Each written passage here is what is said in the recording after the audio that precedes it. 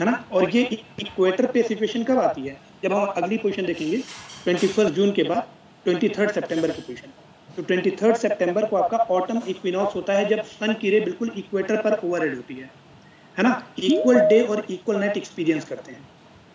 तो एक बच्चे ने क्वेश्चन भी पूछा था लास्ट सेशन में कि नॉर्थ पोल पे 6 मंथ डे और 6 मंथ नाइट क्यों होता है, क्योंकि आप ध्यान से देखें तो जब सन की रे 21 जून को ट्रॉपिक ऑफ कैंसर पर ओवरहेड थी, तो यहाँ पर ये जो आपका एक्सिस है, इसका जो अपर हाफ है ये आपका एक्सपोज हो रहा है सन के सामने, है ना। और आपका पूरा आर्कटिक सर्किल सन की रे के बिल्कुल सामने पड़ रहा है, और due to tilt of 23.5 degree जैसे जैसे हम नीचे आएंगे इक्वेटर की तरफ, वैसे वैसे ये ड्यूरेशन कम होती जाएगी, है ना। जो लॉन्गर डे और लॉन्गर नाइट की ड्यूरेशन है ये कम होती जाएगी, इक्वेटर पे ये इक्वल हो जाते हैं, ठीक है। उसी तरह जब हम ऑटम इक्विनॉक्स की बात करते हैं, 3 महीने बाद आप देखिए जो सन अर्थ है वो परिक्रमा करते हुए यहाँ पर आ गई है ना सन के। और अब जो सन की रे है वो आपकी इक्वेटर या विषुवत रेखा पर बिल्कुल ओवर द हेड पड़ रही है, सर के ऊपर पड़ रही है। ये कंडीशन कहलाती है ऑटम इक्विनॉक्स, या इसको आप कह सकते हैं पतझड़ विषुव, है ना। 23 सितंबर को ये होता है।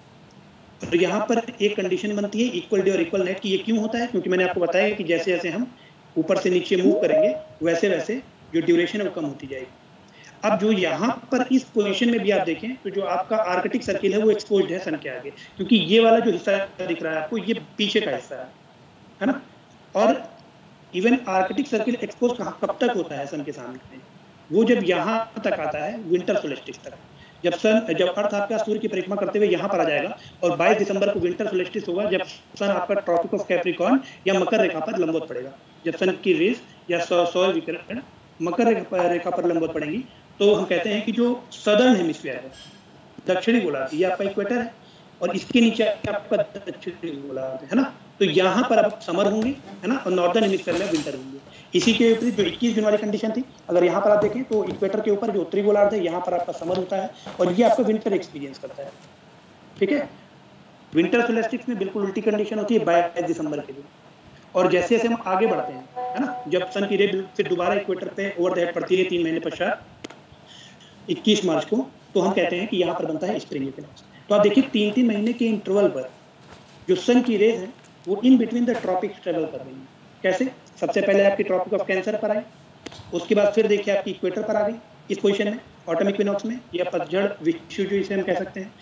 और फिर आपका जब विंटर सोलेस्टिस हुआ, जिसको आप हिंदी में कह सकते हैं शीतकालीन ऐना, 22 दिसंबर को फिर वापस ये ट्रॉपिक ऑफ कैप्रिकॉर्न पर चली आई, और फिर ये वापस ट्रेवल करना शुरू करेगी ऊपर की तरफ, है ना। तो फिर आप देखिए स्प्रिंग इक्विनॉक्स 21 मार्च को दोबारा इक्वेटर पर सन की रेस पड़ने लगती है, और वही condition equal day equal night की बनती है, और फिर दोबारा से वही साइकिल शुरू हो जाती है। तो इस तरह से जब अर्थ सन की चारों तरफ रिवॉल्व करती है, परिक्रमण करती है, तो जो सन है वो in between the tropics he movement कर रखता है अपना, है ना। नॉर्दर्न हेमिस्फीयर में, फिर आपका इक्वेटर पे, फिर सदर्न हेमिस्फीयर में, फिर आपका इक्वेटर पे, फिर नॉर्दर्न हेमिस्फीयर में। और यही आपके 4 सीजन आते हैं due to the revolution of the earth around the sun, ठीक है। अब इसी चीज को अगर हम और अच्छे से थोड़ा देखें क्लियरिटी के साथ, तो देखिए यहाँ पर मैंने कहा ट्रॉपिक ऑफ कैंसर है, ये आपका इक्वेटर है, विषुवत रेखा, ये आपका कर्क रेखा है, और नीचे 23.5 डिग्री दक्षिणी अक्षांश पे आपका मकर रेखा है। तो जो सन की पोजीशन है या जो सन का मूवमेंट है इन बिटवीन द ट्रॉपिक, देखिए कैसे हो रहा है, वो इसी तरह तो हो रहा है। अगर आप इस ग्राफ को देखें जो अभी बना है, तो सबसे पहले अगर हम लेते हैं ये वाली कंडीशन को विंटर सोलेस्टिस में 22 दिसंबर, है ना। 22 दिसंबर को जब विंटर सोलेस्टिस या शीतकालीन ऐनांत होता है, तो जो सन है वो आपका मकर रेखा पर होता है, ट्रॉपिक ऑफ कैप्रिकॉर्न पर 23.5 डिग्री दक्षिणी अक्षांश पे, और फिर 3 महीने पश्चात वो चला जाता है इक्वेटर पे स्प्रिंग इक्विनॉक्स 21 मार्च के दिन, है ना, जिसको हम बसंत विषुव कह सकते हैं। और फिर वापस वो 21 जून को आपका समर सोलेस्टिस बनाता है ट्रॉपिक ऑफ कैंसर या कर्क रेखा पर लंबवत विकर्ण डाल करके 23.5 डिग्री उत्तरी अक्षांश में, और फिर देखिए वापस वो चला आता है ऑटम इक्विनॉक्स में 23 सितंबर को इक्वेटर के ऊपर। तो इस तरह से अगर हम देखें, और फिर ये कंडीशन रिपीट होती रहती है ना। ये सर्किल सन कभी भी ट्रॉपिक्स के बियॉन्ड मूव नहीं करता है। तो इससे हमें ये पता चला कि देखिए फ्रेंड, जो सन की रेज हैं वो ओवर द हेड या लंबवत इक्वेटर पर 2 बार पड़ रही है एक साल के अंदर। ये आपका पूरा एक साल यहाँ से लेके यहाँ तक। अब एक साल में जो आपकी सन की रेज है वो इक्वेटर पर 2 बार लंबवत पड़ रही है, जबकि अगर ट्रॉपिक्स पे देखें तो एक बार लंबवत पड़ती है। इसीलिए कहा जाता है कि जो इक्वेटर होता है वो सबसे ज्यादा एनर्जी रिसीव करता है ना। अब हालांकि ये सबसे हॉटेस्ट प्लेस नहीं होता है, इसके बारे में हम बात करेंगे। 2 बार सूर्य की किरण लंबवत पड़ती है, लेकिन फिर भी सबसे गर्म क्यों नहीं होता है, तो इसके बारे में हम आगे बात करेंगे जब आगे का हमारा चैप्टर स्टार्ट होगा। अब इसमें देखिए 2-3 चीजें आई हैं, एक आपका ट्रॉपिक ऑफ कैंसर, इक्वेटर और ट्रॉपिक ऑफ कैप्रिकॉर्न, कर्क रेखा, विषुवत रेखा और मकर रेखा। तो ये आपके अक्षांश कहलाते हैं। तो थोड़ा सा आइडिया आपको इसके बारे में भी होना चाहिए कि अक्षांश और देशांतर क्या होते हैं, है ना। तो इसको समझने के लिए आइए देख लेते हैं फ्रेंड्स। जैसे अगर हम ग्लोब को देखें तो ये हमारा ग्लोब है, ठीक है। जैसा कि आप देख रहे हैं कि यहाँ पर ग्लोब जो है, अगर ये 3D मॉडल आप कंसीडर करें तो यहाँ पर जो उत्तर से लेकर के दक्षिण, नॉर्थ पोल से साउथ पोल आप एक लाइन खींचिए तो ये आपकी कहलाती है लॉन्गिट्यूड या देशांतर, लॉन्गिट्यूड या देशांतर, ठीक है। आप बहुत सारी लाइनें खींच दीजिए, नॉर्थ पोल से निकाल करके साउथ पोल में मिला दीजिए, तो ये आपके देशांतर है ना, जो नॉर्थ पोल से साउथ पोल में लाइंस मिलती हैं आपस में जाकर। और वहीं पर अगर आप लेटरल डिवीजन करें, लाइक अगर इस तरह से आप एक लाइन खींच दें, है ना, वेस्ट टू ईस्ट या ईस्ट टू वेस्ट, तो ये आपकी कहलाती है अक्षांश। तो अभी हम लोगों ने जिन अक्षांशों की बात की, ये आपका 0 डिग्री अक्षांश है ना। अगर इसको और थोड़ा सा सही से बनाए 0 डिग्री, तो ये आपका कहीं यहाँ से आएगा, ये आपका 0 डिग्री अक्षांश कहलाएगा। इसके ऊपर जब आप बढ़ोगे तो आपका उत्तरी गोलार्ध है, इसके नीचे आपका दक्षिणी गोलार्ध।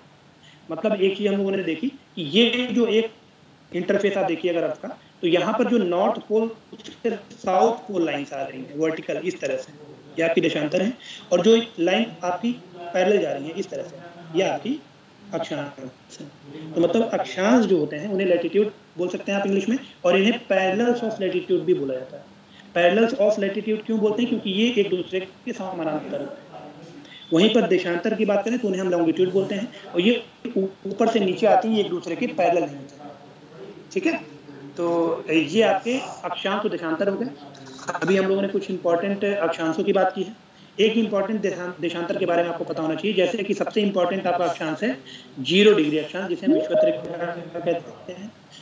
उसी तरह आपका एक 0 डिग्री देशांतर भी है, जिसे हम कह सकते हैं मानक मध्याह्न रेखा या ग्रीनविच मीन टाइम, जिसे हम बोल सकते हैं, है ना। 0 डिग्री मेरिडियन इंग्लिश में, जो उत्तर से लेकर दक्षिण में आती है और यूनाइटेड किंगडम से होकर के हो जाती है, ठीक है। अब अक्षांश और देशांतर की जरूरत क्यों पड़ी? ये कोई लाइंस नेचुरल लाइंस नहीं है, प्राकृतिक रेखाएं नहीं है जो पृथ्वी पर बनी है, ये आपकी आप कह सकते हैं हाइपोथेटिकल रेखाएं हैं। जी बताइए। सर ये अक्षांश और देशांतर आप फिर से बता देंगे प्लीज? जी मैं बता ही रहा हूँ, आप बस सुनते जाइए, अभी तो बस स्टार्ट हुआ है ना, तो आगे अभी रिपीट होंगे कई बार। तो देखिए मैंने कहा कि जो अक्षांश है, अक्षांश जो रेखाएं हैं उन्हें आप अगर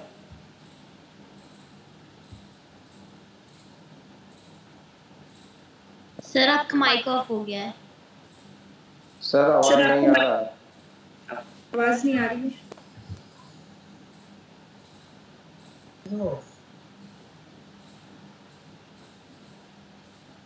सर अभी नहीं आवाज आ रहा है। Sir you are muted. मेरा सर से बोलो।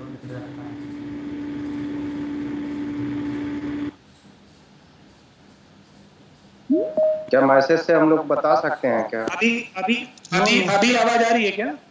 आ रही है सर। जी मेरी वॉइस अभी आ रही है क्या? आ रही है। जी कुछ टेक्निकल इश्यूज हो जाती हैं बीच बीच में, लेकिन हम लोग को रुकना नहीं है ना, ऐसी रुकावटें तो आती रहती हैं तैयारी में। अभी आ रही है ना क्लियर? एक बार फिर से कंफर्म कर। Yes sir, yes sir. Sir इनका माइक म्यूट रहेगा, आप अपना माइक म्यूट रखिए। देखिए श्योर सर।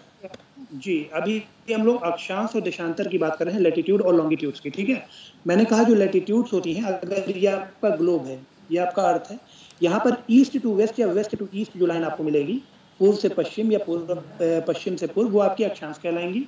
और जो लाइन आपको उत्तर से दक्षिण मिलेगी, नॉर्थ टू साउथ पोल, है ना, वो आपकी देशांतर कहलाती है। क्लियर है? अब इसमें फ्रेंड्स अक्षांश और देशांतर की जरूरत क्यों पड़ती है हमें? अक्षांश और देशांतर दोनों लाइन की जरूरत हमें पड़ती है किसी भी लोकेशन, किसी भी प्लेस की एग्जैक्ट लोकेशन को जानने के लिए। जैसे अर्थ पर हम कहें कि किसी भी जगह की एग्जैक्ट लोकेशन हम कैसे बताएंगे, तो उसके लिए हमें इन दोनों लाइंस की आवश्यकता पड़ती है, ठीक है। जहां पर जैसे सपोज कीजिए कि मैंने बोला कि एक लोकेशन है 23 डिग्री नॉर्थ लैटिट्यूड, आप बताओ ये कहाँ पर है? तो भाई ये तो पूरी एक अक्षांश हो गई ना 23 डिग्री नॉर्थ लैटिट्यूड। जैसे सपोज कीजिए ये आपकी 0 डिग्री है बीच में, है ना, तो यहाँ पर जो 0 डिग्री है, इसके ऊपर आपका कहीं 23 डिग्री नॉर्थ होगा, है ना। ये सपोज कि 23 डिग्री नॉर्थ है, तो 23 डिग्री नॉर्थ तो ये पूरा अक्षांश हो गया ना, ये पूरा लैटिट्यूड। अब हमें एग्जैक्ट लोकेशन अगर इस पॉइंट की चाहिए, सपोज कीजिए इस पॉइंट की हमें एग्जैक्ट लोकेशन चाहिए, तो हमें एक देशांतर भी बनानी पड़ेगी ऊपर से लेकर नीचे तक, और जहां पर अक्षांश और देशांतर एक दूसरे को इंटरसेक्ट कर रहे हैं, प्रतिच्छेदित कर रहे हैं दोनों रेखाएं, वो आपकी एग्जैक्ट लोकेशन हो जाएगी किसी भी पॉइंट, है ना, किसी भी प्लेस की। तो इसीलिए जब लोकेशन लिखी होती है, जैसे जो जीपीएस सिस्टम है, ग्लोबल पोजिशनिंग सिस्टम, वो आपका इसी कॉन्सेप्ट पे काम करता है। जो आपके लैटिट्यूड्स और लॉन्गिट्यूड्स होते हैं, जब वो दोनों पता हो तो आप किसी भी जगह की एग्जैक्ट लोकेशन फाइंड कर सकते हैं। एक चीज और आप ध्यान रखिएगा फ्रेंड्स, कि जो आपका 0 डिग्री इक्वेटर है ना, थोड़ा सा इसमें हम लोग देखते हैं। सपोज कीजिए ये आपका अर्थ है, यहां पर मैंने कहा बीच में आप एक लाइन बना दो, ये आपकी विषुवत रेखा है 0 डिग्री इक्वेटर। अब जब 0 डिग्री इक्वेटर के रिस्पेक्ट में हम बात करेंगे अक्षांशों की, तो हम उनको नॉर्थ लिखेंगे या साउथ लिखेंगे, है ना। 0 डिग्री से ऊपर जो होंगी उन्हें हम लिखेंगे, जैसे सपोज कीजिए यहाँ पर एक लाइन मैंने बना दी, ये आपकी है 23.5 डिग्री नॉर्थ। इसके नीचे मैंने एक लाइन बना दी, ये आपकी है 23.5 डिग्री साउथ। तो मतलब नॉर्थ और साउथ के टर्म्स में हम लोकेशन को दिखा रहे हैं। वहीं पर फ्रेंड्स अगर हम एक देशांतर की बात करें, सपोज कीजिए ये आपकी 0 डिग्री मेरिडियन है ना, या 0 डिग्री मानक मध्याह्न रेखा है, तो अब इसके हम ईस्ट और वेस्ट में किसी भी लाइन को दिखाएंगे, किसी भी अगले देशांतर को या दूसरे लॉन्गिट्यूड को। जैसे अगर हम कहें कि 135 डिग्री वेस्ट लॉन्गिट्यूड की अगर हम बात कर रहे हैं, है ना, तो वेस्ट आपका किधर है, इधर है, तो 135 डिग्री वेस्ट आपका कहीं ये वाला होगा।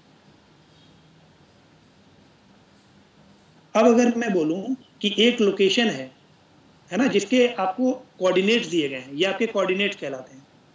अगर एक लोकेशन है जिसके कोऑर्डिनेट हैं 23.5 degree north and 135 degree west, ये लोकेशन फाइंड कीजिए। तो जहां पर ये दोनों लाइन एक दूसरे को इंटरसेक्ट कर रहे हैं, आप इस पॉइंट की बात कर रहे हैं, है ना। तो अगर किसी भी प्लेस की एग्जैक्ट लोकेशन में फाइंड करनी है, तो देखिए हमें दोनों पता होना इंपॉर्टेंट है। किसी एक चीज से हम किसी भी प्लेस की एग्जैक्ट लोकेशन फाइंड नहीं कर सकते।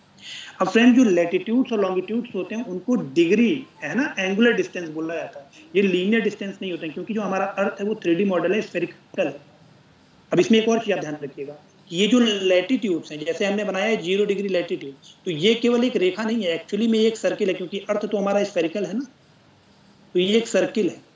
उसी तरह जब हम लॉन्गिट्यूड की बात करते हैं तो ये सेमी सर्किल होते हैं, अर्ध रेखाएं होती हैं, अर्ध आप कह सकते हैं अर्धवृत्त, ठीक है। तो जब भी हम लैटिट्यूड की बात करेंगे तो आप ध्यान रखिए कि हम पूरी सर्किल की बात कर रहे हैं, ठीक है। अब यहाँ पर फ्रेंड्स मैंने बोला कि ये जो लैटिट्यूड और लॉन्गिट्यूड या अक्षांश और जो देशांतर होते हैं, ये आपके एंगुलर डिस्टेंस होते हैं, मतलब ये कोणीय दूरी है, ये लीनियर डिस्टेंस नहीं होता। कोणीय दूरी होने का मतलब समझिए। अब इसमें आपको समझना पड़ेगा कि किस तरह से आपके अक्षांश और देशांतर बनते हैं, तो ये थोड़ा सा हम लोग क्लियर कर देते हैं, ठीक है। मैंने बोला ये आपका अर्थ है, ठीक है, इसको आप अर्थ मान लो, और यहां पर आप बना दो इक्वेटर बीच में।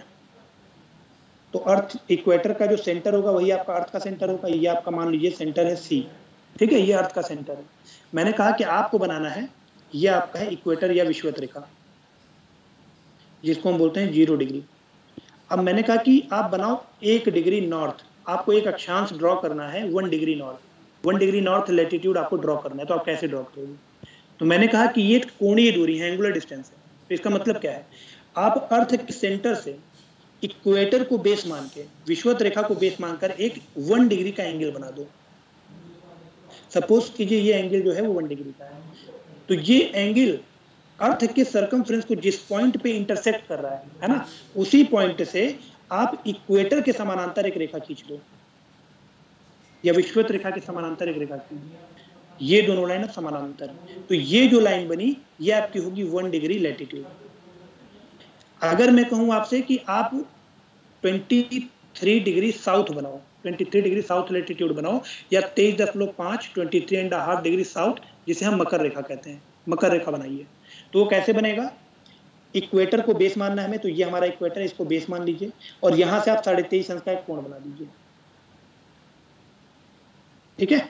और ये जो पॉइंट है जहां पर ये इंटरसेक्ट कर रहा है अर्थ के सर्कमफ्रेंस को, यहां से आप इसके पैरेलल, इक्वेटर के पैरेलल समानांतर एक रेखा खींचिए, जो आपने ये रेखा खींची ये आपका कहलाएगा मकर रेखा या ट्रॉपिक ऑफ कैप्रिकॉर्न, मकर रेखा या कैप्रिकॉर्न। अब ये थोड़ा सा अभी गोल बनाते हैं हम लोग तो थोड़ा एग्जैक्ट बनता है, अभी मैंने समझाने के लिए सिर्फ बताया। तो प्लीज एक बार कंफर्म करें कि लैटिट्यूड कैसे ड्रॉ करते हैं या कैसे लैटिट्यूड बनते हैं, समझ में आया कि? Yes sir, clear. Yes sir.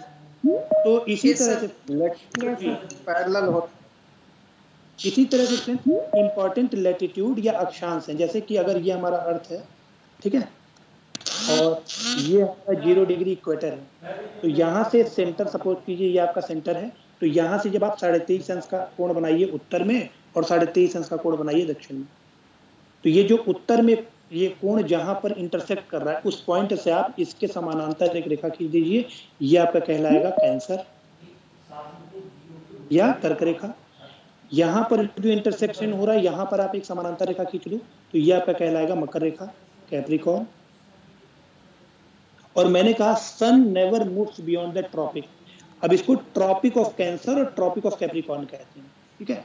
तो सन कभी भी इनके पीछे नहीं जाता है, तो मतलब जो सन का मूवमेंट है वो जब मैंने आपको अभी फिगर दिखाया था तो यही वाला फिगर था ऐसा, ठीक है। जो सन है वो इन्हीं के बीच में मूवमेंट करता है।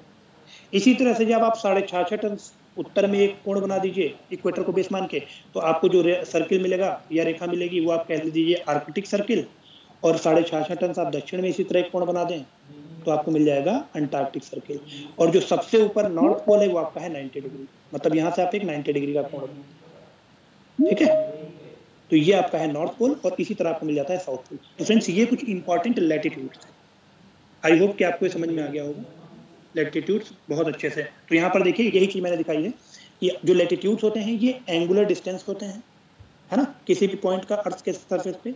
और ये कहाँ होते हैं तो इक्वेटर के उत्तर या दक्षिण में होते हैं, नॉर्थ या साउथ में होते हैं। इन्हें पैरेलल्स ऑफ लैटिट्यूड क्यों कहते हैं, क्योंकि एक दूसरे के समानांतर होते हैं। जो अर्थ है friends it is slightly flattened at the poles, मैंने बोला कि जो अर्थ है वो लास्ट लेक्चर मैंने बताया था कि वो पूरी तरह से स्फेरिकल नहीं है, वो पोल्स पे थोड़ी सी चिपटी है। तो चिपटी होने के कारण जो डिग्री ऑफ लैटिट्यूड्स के बीच का एंगुलर लीनियर डिस्टेंस होता है वो पोल्स पे थोड़ा ज्यादा होता है इन कंपैरिजन टू इक्वेटर। अब ये आपको समझने के लिए एक और फिगर देखना पड़ेगा। सपोज कीजिए फ्रेंड्स, अब मैंने बोला कि जो पोल हैं वो चपटे हैं और इक्वेटर तो हमारा एक सर्किल है, ठीक है, ये एक सर्किल है। अब यहाँ पर ये वाला तो आपको समझ में आ ही रहा होगा कि 38 डिग्री नॉर्थ लैटिट्यूड कैसे मैंने अभी बनाया है ना, क्योंकि ये कॉन्सेप्ट मैं बता चुका हूँ। मैंने कहा कि जो यहाँ पर लिखा हुआ है कि जो लीनियर डिस्टेंस होता है डिग्री ऑफ लैटिट्यूड का on the poles it is slightly longer than that of the equator. ये क्यों होता है? अब इसको हम ऊपर से देख रहे हैं अर्थ को, ठीक है, 3D मॉडल है तो थोड़ा सा आप दिमाग लगाइएगा। यहाँ से देख रहे हैं नॉर्थ पोल के ऊपर से अर्थ को, तो हमारा जो इक्वेटर है वो ऐसा दिखेगा, ठीक है, और जो पोल है वो चपटा होने के कारण ऐसा दिखाई देगा। और ये आपका है बीच में सेंटर, आप इनको मिला दीजिए, ठीक है, इस तरह से। तो फ्रेंड्स यहाँ पर आप देखिए कि जो लीनियर डिस्टेंस है ना, डिग्री ऑफ लैटिट्यूड का, अगर हम इक्वेटर पे देखें तो वो ये है और पोल्स पे देखें तो वो ये है ना। तो पोल्स पे जब आप देखेंगे तो लीनियर डिस्टेंस जो है डिग्री ऑफ लैटिट्यूड का वो थोड़ा ज्यादा होगा। क्यों? क्योंकि वो बिल्कुल सीधा सीधा है इन कंपैरिजन टू इक्वेटर। तो ये आपको समझ में आएगा, ये लैटिट्यूड्स बने हुए हैं। ये 3D मॉडल है, अगर आप थोड़ा सा दिमाग लगाएंगे तो समझ में आ जाएगा। मैं थोड़ा हिंट कर दे रहा हूँ इसको समझने के लिए कि इक्वेटर को आपको ऊपर से आप देख रहे हो ऐसे सर्किल बनाना है, क्योंकि मैंने बताया कि जो लैटिट्यूड्स होते हैं ये सर्किल होते हैं पूरे, है ना। और जो पोल है वो हमारा चपटा है, तो हमने इसको ऐसे बना दिया। इसको आप बल्कि बाहर बना लो, इसको आप बाहर बनाओ, ठीक है। दूसरा फिगर हम लोग बना लेते हैं। इसको आपको अगर ज्यादा क्लैरिटी से समझना है तो ये आप इक्वेटर बनाओ, पहले आप पोल बना लो और उसके बाद आप ये इक्वेटर बना लो, ठीक है, सर्किल अंदर बना लो। तो यहां पर मैंने कहा जो लीनियर डिस्टेंस है डिग्री ऑफ लैटिट्यूड का पोल्स पे, इसको आप ऐसे मिला लो और यहां पर आप एक लाइन ऐसे मिला दो। बीच में जो सर्किल है ध्यान रखिएगा वो इक्वेटर है और जो चपटा है वो पोल है। तो linear distance degree of latitude के मतलब हुआ है वो लीनियर डिस्टेंस, हम किस डिस्टेंस की बात कर रहे हैं? हम इस डिस्टेंस की बात कर रहे हैं, ध्यान रखिएगा। ये जो डिस्टेंस है ये पोल पे है और वहीं पर इक्वेटर की बात करें तो हम इस डिस्टेंस की बात कर रहे हैं, ये आपका इक्वेटर पे है।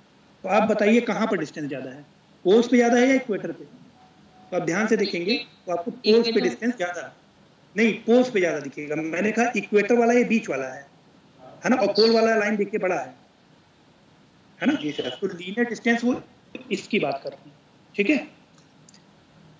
तो इसके बाद फ्रेंड अब जो इंपॉर्टेंट कॉन्सेप्ट हमारे पास आता है वो है लॉन्गिट्यूड का, कि लॉन्गिट्यूड क्या होता है। ये भी एंगुलर डिस्टेंस होते हैं, है ना, इनको मेरिडियंस ऑफ लॉन्गिट्यूड कहते हैं। अब जो लॉन्गिट्यूड्स हैं फ्रेंड्स, वो मैंने बोला पोल टू पोल कन्वर्ज होते हैं, नॉर्थ पोल से निकलते हैं और साउथ पोल पे कन्वर्ज होते हैं, या आप कह सकते हैं साउथ पोल से निकलते हैं नॉर्थ पोल पे कन्वर्ज होते हैं। अब अगर कोई आपको लॉन्गिट्यूड ड्रॉ करना है तो वो आप कैसे ड्रॉ करोगे, तो इसको आइए हम लोग देखते हैं।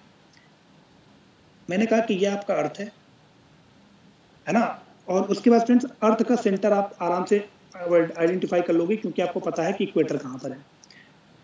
सर्किल एग्जैक्टली थोड़ा सा हम लोग सही से बनाते हैं।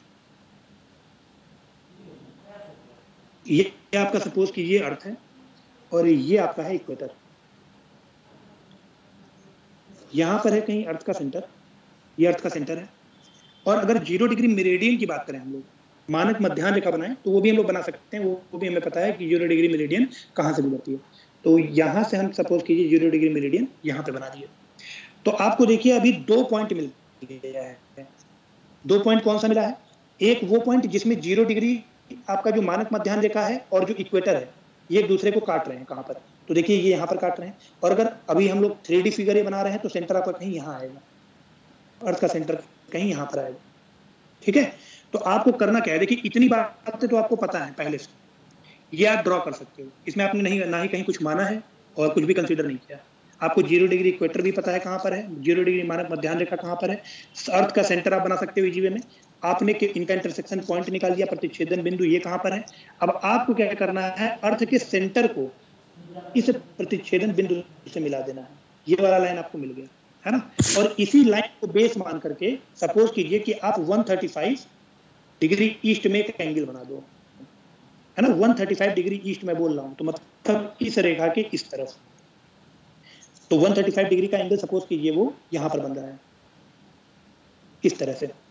तो ये जो एंगल है ये 135 है, और ये एंगल इक्वेटर को जिस पॉइंट पे इंटरसेक्ट कर रहा है उसी पॉइंट को आप नॉर्थ पोल और साउथ पोल से मिला दो। तो ये वाली जो लाइन मिली फ्रेंड्स, ये हम कहेंगे 135 डिग्री ईस्ट लॉन्गिट्यूड। प्लीज एक बार कंफर्म करें समझ में आया कि नहीं आया, वरना मैं फिर से इसे समझा दूंगा कि लॉन्गिट्यूड कैसे ड्रॉ करते हैं। सर एक बार सर एक बार जी बिल्कुल ध्यान से देखिएगा, ठीक है।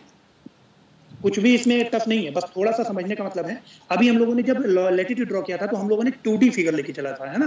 अर्थ को हम लोगों ने लाइन बनाया था सीधा, लेकिन अभी हम लोग 3D फिगर में बात कर रहे हैं। ये आपका अर्थ है। अगर इसको आप एक स्फेयर मानिए, सर्किल ना मान के, तो जो इक्वेटर है ऐसे ही तो बनेगा, सीधी रेखा तो बनेगी नहीं, है ना। अगर आप इसको एक बॉल मानिए, ग्लोब मानिए, तो इक्वेटर हमारा ऐसे आएगा। ये आपका है 0 डिग्री इक्वेटर। अब मैंने कहा कि आप अर्थ का सेंटर इसमें पता लगा सकते हैं कहां पर है, तो बिल्कुल बीच वाला ही तो अर्थ का सेंटर होगा। तो ये आपका अर्थ का सेंटर आपको पता है यहां पर है। मैंने कहा आप 0 डिग्री मेरिडियन बनाओ, 0 डिग्री मानक मध्याह्न रेखा, ये भी आप ड्रॉ कर सकते हो, आपको पता है कहां से गुजरती है। तो ये आप यहां से यहां पे ड्रॉ कर लो। ये आपका है 0 डिग्री मेरिडियन या मानक मध्याह्न रेखा। आपको देखिए 2 पॉइंट मिल गए, एक तो आपका सेंटर अर्थ का और दूसरा ये वाला पॉइंट जहां पर आपका इक्वेटर विषुवत रेखा और 0 डिग्री मेरिडियन एक दूसरे को प्रतिच्छेदित कर रहे हैं। इन दोनों पॉइंट्स को आपस में आप मिला दीजिए। ये पॉइंट आपने मिला दिया, और ये जो लाइन मिली आपको एंगल, ये जो पॉइंट मिला, सॉरी ये जो लाइन मिली, इसी को बेस मान करके आप 135 डिग्री का एक कोण बना दीजिए इस तरह से। ये आपने कोण बनाया 135 का, ठीक है। तो ये वाला जो पॉइंट मिलता, ये कोण इक्वेटर को, विषुवत रेखा को जिस पॉइंट पर काट रहा है, इस पॉइंट को आप नॉर्थ पोल और साउथ पोल से मिला दीजिए। तो ये वाली लाइन जो होगी ये क्या होगी, 135 डिग्री ईस्ट होगी या वेस्ट होगी? भाई इसके ईस्ट में है तो ये 135 डिग्री ईस्ट लॉन्गिट्यूड होगी, ठीक है। क्लियर है कि नहीं? प्लीज एक बार कंफर्म करें। यस सर, एकदम क्रिस्टल क्लियर है ना, कोई दिक्कत तो नहीं है? तो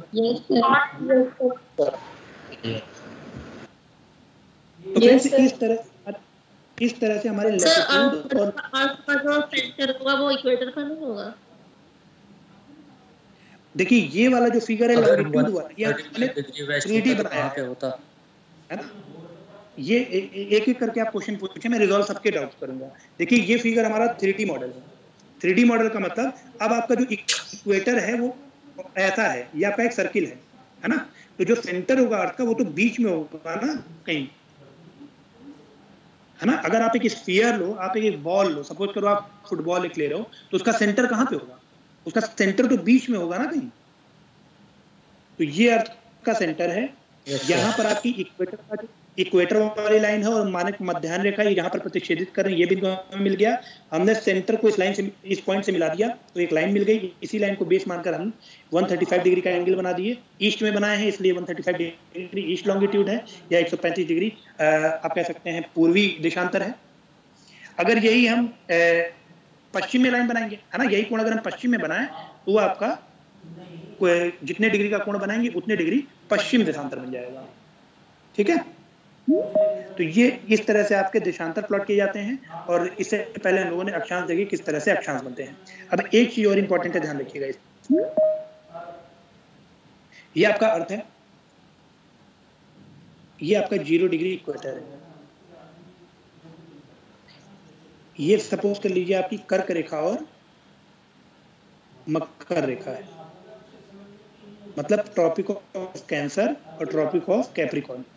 ठीक है, और इसके ऊपर आप यहाँ पर बना दीजिए आर्कटिक वृत्त या आर्कटिक सर्किल, और इसके नीचे आप यहाँ बना दीजिए अंटार्कटिक सर्किल। ये आपका 66.5 अंश दक्षिण है और ये आपका 66.5 अंश उत्तर है, नॉर्थ। इसके बाद आपका यहाँ पर नॉर्थ पोल है, उत्तरी ध्रुव और दक्षिणी ध्रुव।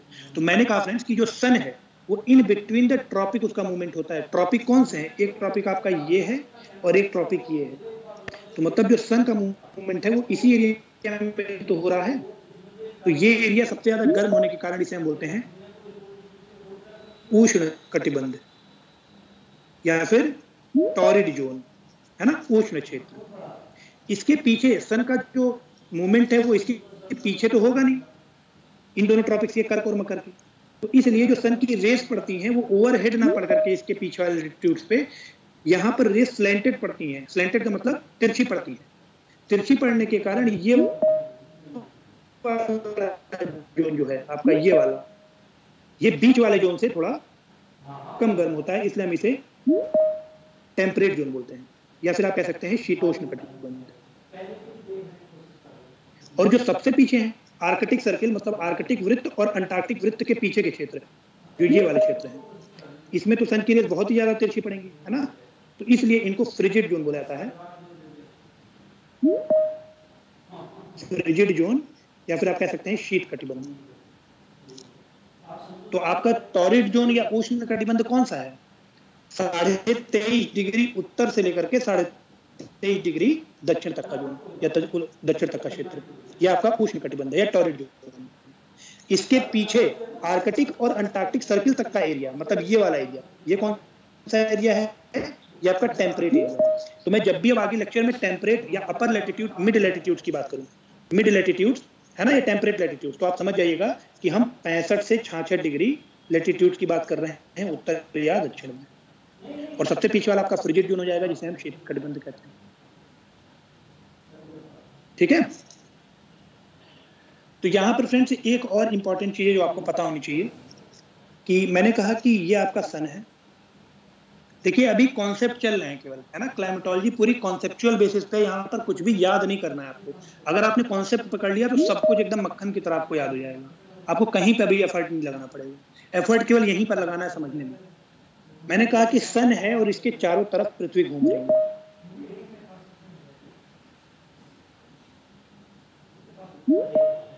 इस तरह से पृथ्वी का मूवमेंट हो रहा है सूर्य के चारों तरफ, वेस्ट टू ईस्ट। तो पृथ्वी सूर्य के चारों तरफ एक इलिप्टिकल ऑर्बिट में घूमती है, ध्यान रखिए। इलिप्टिकल ऑर्बिट मतलब अंडाकार पथ, और जो सन है वो उस अंडाकार पथ के बिल्कुल सेंटर पे नहीं है, ये भी ध्यान रखिए। तो जो लास्ट लेक्चर हम लोगों ने देखा था तो हमने बताया, उसमें हम लोगों ने देखा कि वैसे तो एवरेज डिस्टेंस अर्थ और सन के बीच की 1 बिलियन किलोमीटर के आसपास है, लेकिन जब पृथ्वी सूर्य के सबसे नजदीक होती है तो ये हो जाता है आपका 147 मिलियन किलोमीटर, और जब सबसे दूर होती है तो ये हो जाता है आपका 152 या 153 मिलियन किलोमीटर। तो जब सबसे नजदीक होती है पृथ्वी सूर्य के तो उस सिचुएशन को हम बोलते हैं पेरीहिलियन, है ना। पेरीहिलियन बोलते हैं उपसौर, इसको हिंदी में उपसौर बोलते हैं। और जो सबसे दूर होती है तो ये होता है एपीहिलियन, और इसे हम बोलते हैं अपसौर। उपसौर की कंडीशन या पेरीहिलियन की सिचुएशन किस मंथ में होती है तो ध्यान रखिएगा 2 से 3 जनवरी। जनवरी में पेरीहिलियन की सिचुएशन होती है, और वहीं पर अगर एपीहिलियन की बात करें तो ये आपका होता है जुलाई में, है ना। तो एक चीज आपको थोड़ा सा ऑकवर्ड यहां पर लग रहा होगा कि अभी हम लोगों ने जब बात की थी पृथ्वी के 4 पोजीशन की, तो हम लोगों ने देखा कि जो जून है हमारा 21 जून को हमारे यहाँ समर होता है नॉर्दर्न हेमिस्फीयर में, और दिसंबर की बात करें तो यहाँ पर विंटर होता है ना। जो 4 कंडीशन हम लोगों ने देखी, समर सोलेस्टिस की कंडीशन 21 जून को होती है, और 22 दिसंबर को आपको विंटर सोलेस्टिस या शीतकालीन ऐलान की कंडीशन होती है। लेकिन पृथ्वी सबसे करीब कब है सन के, वो है जनवरी में। उसके बाद भी हमारे यहाँ जनवरी से दिसंबर में विंटर होता है, शीत ऋतु होती है। ऐसा क्यों? देखिए ये क्वेश्चन आना नहीं चाहिए दिमाग में अगर आप थोड़ा सा दिमाग लगाओ, लेकिन फिर भी अगर ये क्वेश्चन कहीं से आपको कंफ्यूज कर रहा है कि पृथ्वी सबसे करीब है जनवरी में, उसके बाद भी जनवरी में हमारे यहाँ ठंडी पड़ती है, और सबसे दूर है पृथ्वी सन से जुलाई में, उसके बाद भी जून जुलाई में हमारे यहाँ गर्मी पड़ती है। उसका रीजन ये है फ्रेंड्स कि जो अपर एटमॉस्फेयर है ना, जो आप कह लो अर्थ का अपर एटमॉस्फेयर है, वहां पर आप देखो सन किस टाइम पे ज्यादा देर तक पृथ्वी के ऊपर बना हुआ है। अगर इसी सिचुएशन को हम थोड़ा पलटने का मतलब, इसको थोड़ा सा हम डिलीट करते हैं। ये कंडीशन आपको समझ में आ गई कि मैं क्वेश्चन क्या पूछ रहा हूँ यहाँ पर, है ना। मैं ये कह रहा हूँ कि जनवरी में अपसौर की कंडीशन होती है, पेरीहिलियन, उसके बाद भी हमारे यहाँ जनवरी में विंटर होते हैं, जबकि पृथ्वी जो होती है सूर्य के सबसे करीब होती है। अब इसको देखिए कंफ्यूज होने की जो इस चीज को, अभी तक हम लोगों ने सन को बीच में रखा था और पृथ्वी को चारों तरफ। वॉइस में कोई इशू आ रहा है क्या? प्लीज सभी लोग बता दें। जी ब्रेक हो रहा है,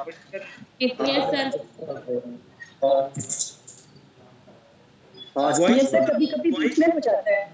अच्छा, ब्रेक हो रही है बीच में। देखिए नेटवर्क का इशू हो सकता है। नेटवर्क यहाँ पर आज थोड़ा सा वेदर जो है वो थोड़ा सा गड़बड़ है, तो नेटवर्क का इशू हो सकता है। लेकिन ऐसा तो नहीं है कि आपको सुनने में बिल्कुल समझ में नहीं आ रहा है। अभी तक जो कॉन्सेप्ट पढ़ाया है समझ में आया है ना? कट जाती है कोई, हाँ, तो थोड़ा सा यहाँ पर नेटवर्क का इशू हो सकता है। कोई इशू नहीं है, हम लोग आगे कंटिन्यू करते हैं। थोड़ा सा अभी सही हो जाएगा हो सकता है आगे नेटवर्क। तो मैंने कहा कि अब आप क्या करो कि बीच में बना दो अर्थ को, है ना। बीच में आप बना दो अर्थ, और इसके चारों तरफ आप घुमा दो सन को।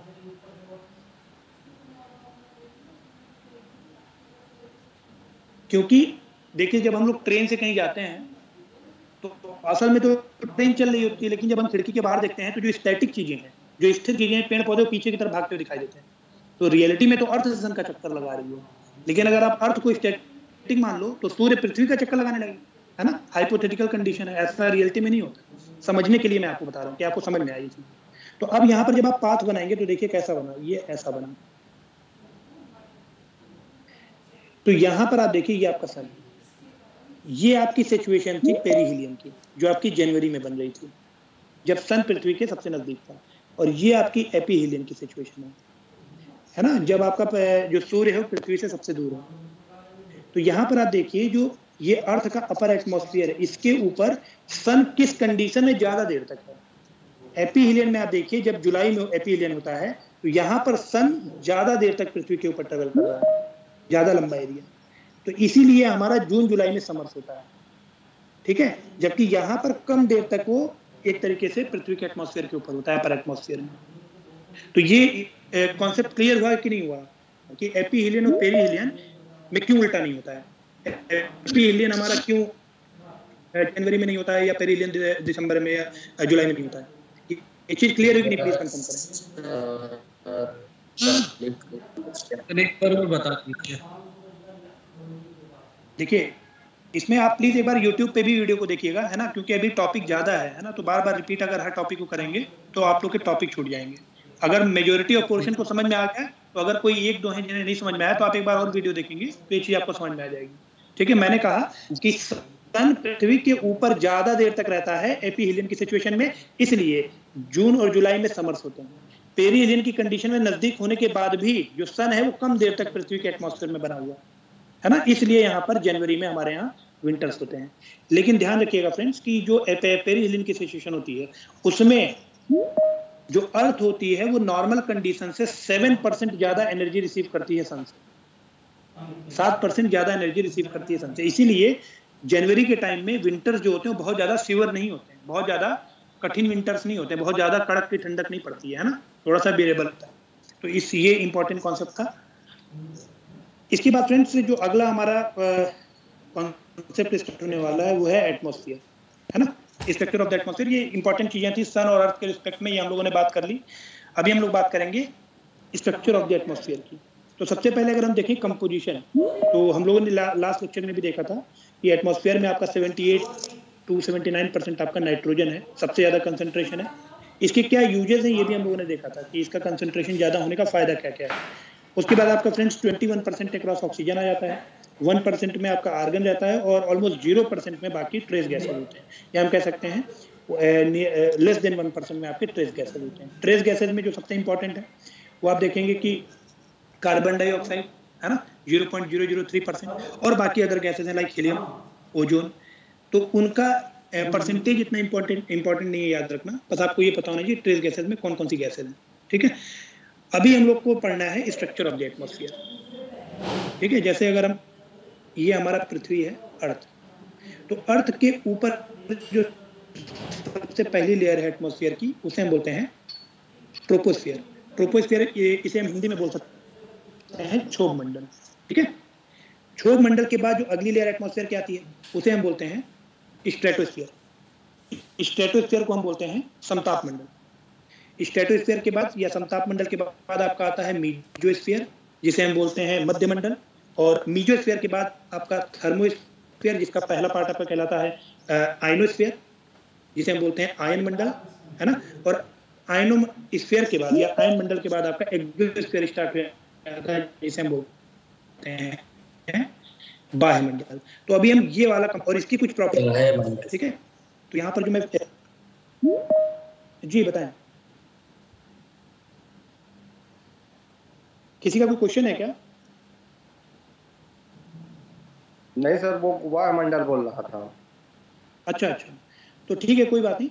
तो मैंने कहा अभी आप इस फिगर पे ध्यान दीजिएगा। ठीक है, इस फिगर को समझने के लिए आप देखिए, यहाँ पर जो आप देख रहे हैं सबसे नीचे वाली लाइन, जो हॉरिजॉन्टल लाइन नीचे वाली है, जिसमें आप -100, -80, -60 लिखा हुआ देख रहे हैं, ये आपकी टेम्परेचर को दिखा रही है। ठीक है, ध्यान रखिएगा, ये आपका 0 डिग्री टेम्परेचर है, और इधर टेम्परेचर कम हो रहा है और ये आपका टेम्परेचर बढ़ रहा है।